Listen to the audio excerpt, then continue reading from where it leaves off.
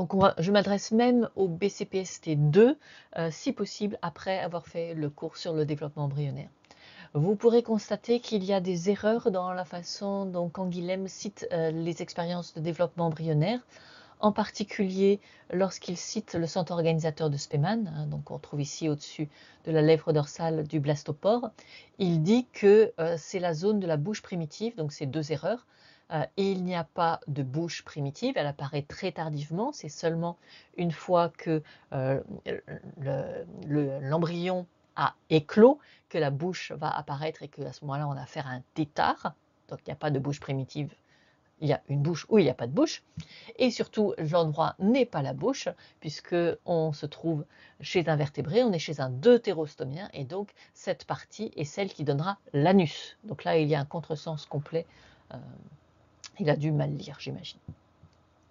Ensuite, il y a une deuxième erreur, mais qui vient peut-être des connaissances en 1950, c'est qu'il dit que les molécules actives dans la zone du centre organisateur de Spemann sont des stérols, peut-être parce qu'il n'y avait que ça qui était bien connu à l'époque.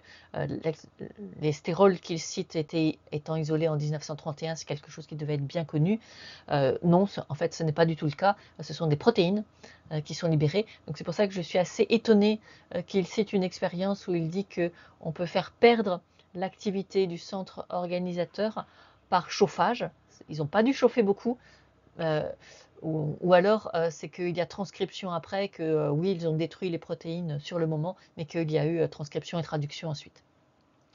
Alors pourquoi est-ce qu'il cite les stérols? Je pense qu'il a en tête que certaines expériences, mais avec l'acide rétinoïque, mais c'est tout à fait autre chose. L'acide rétinoïque, c'est ce qui donne l'axe antéro-postérieur, qui fait par exemple que les vertèbres que vous avez du côté du cou sont petites, beaucoup plus petites, avec des prolongements beaucoup plus réduits que celles que vous avez dans le dos.